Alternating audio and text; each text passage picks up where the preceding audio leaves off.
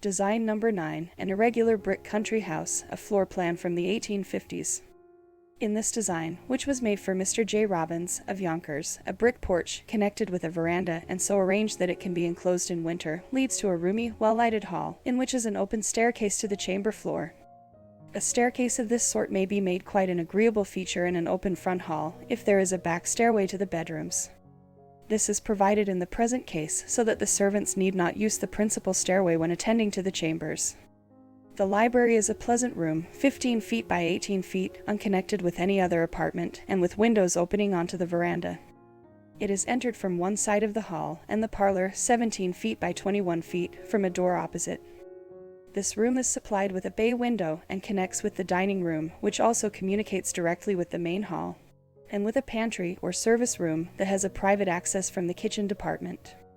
Both the parlor and dining room open onto a wide veranda. The kitchen is 15 feet by 17 feet and has an entrance porch with sink and larder. The lower floor is occupied for cellars and furnace room and is not finished off. In the plan of second floor will be found 5 roomy chambers, a bathroom, and a linen press under attic stairs.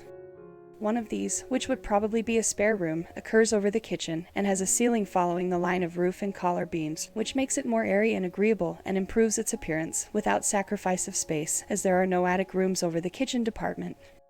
In the attic of main building 3 bedrooms are finished off. It also provides a large garret and a skylight to main stairway. The plan of the roof is deserving of some attention, as it covers a large space without occupying much room in the flat.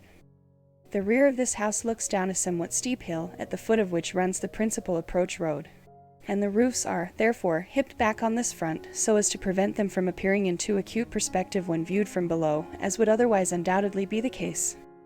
This house is built at Yonkers, of brick, the ventilator and dormer window shown on the drawing being additions made subsequent to the completion of the contracts. The carpenter's and mason's work was taken at $6,800 and the work was not superintended by the architect.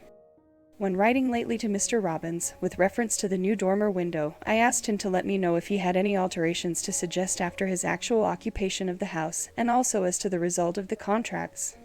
He replies as follows. New York, December 24, 1855.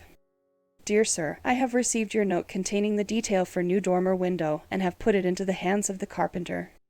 It will, I think, be an improvement to the design.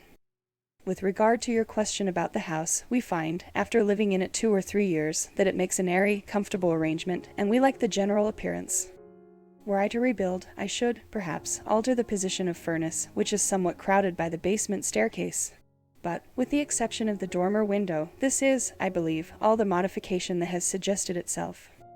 As to the cost, Mr. Davis, the carpenter, received the amount of his contract without addition, as no extras were needed. In the mason's bill were some few items over and above his contract, which I ordered from time to time, but the amounts were trifling. The mechanics seemed to have no difficulty in carrying out your plans, with the detailed drawings supplied when the contracts were signed, and I had but little trouble in connection with the matter.